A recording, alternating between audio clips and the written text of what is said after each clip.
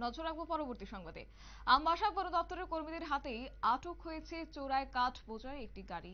এমনই খবর আজ উঠে এসেছে এবং শনিবার সকালে কেকমাছড়া এলাকার থেকে কাঠ বোঝাই গাড়িটি আটক করে বন দপ্তরের কর্মীরা।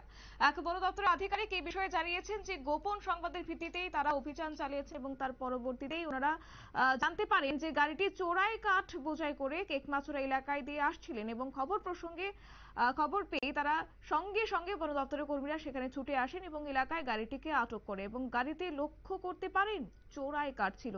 গাড়িটিকে আটক করে যদিও পরবর্তী সময়ে নিয়ে আসা হয় আমবাসা বন দপ্তরের অফিসে। কি রয়েছে বিস্তারিত শুনুন। আমি অফিসে কাজ করতেছি, তখন আমার কাছে একটা ইনফরমেশন গেছে যে টেকমাসারা রোডে একটা গাড়ি খুব স্পিডে মানুষ মাইরে আইবার মতন একদম খুব স্পিডে আইতাছে, গাড়িটা খারাপ থাকবার সম্ভাবনা আছে। তখন আমার ড্রাইভার আইছে তেল নিতে, বড় গাড়ি ড্রাইভার, 6 চাকার গাড়ি ড্রাইভার তেল নিতে আসে। তখন আমি তেল না দিয়া গাড়ি আইতাছে বলে ভাই কি আসলে দেখাই একটু, আমি একই ড্রাইভার লইয়া আইসি পরে গাড়িটা পাইছি।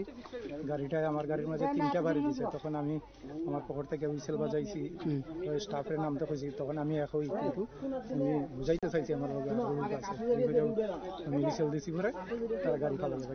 আমি একই গাড়িটা আটকে দিয়েছি। আমার ড্রাইভার টাকা আপনারা গাড়িতে কোনো মানে করছেনি, অ্যাটাক করছে? কোনো অ্যাটাক করছে, 3টা বাড়ি, তিনটা বাড়ি গাড়ির মধ্যে। বুঝছি। আপনারা শুনলেন তাদের বক্তব্য। কার্যত বেআইনি ভাবে পাচার হচ্ছে এই সাইজ কাঠ এবং তার পরবর্তীতে দেখা গেছে আজ আমবাসা বন দপ্তরের কর্মীদের হাতেই এই উদ্ধার হয়েছে বিপুল পরিমাণ কাঠ এবং একই সঙ্গে সেই গাড়িটি। তবে আপাতত বন দপ্তরের কর্মীরা এই বিষয়ে খতিয়ে দেখছে এবং কারা এই চোরাই পাচার সঙ্গে জড়িত রয়েছে, পাশাপাশি কোথা থেকে এই কাঠগুলি আসছিল সেই বিষয়ে অবশ্যই তদন্ত করছে। নিয়ে নিচ্ছি ছোট একটি বিজ্ঞাপন বিরতির সঙ্গে থাকুন।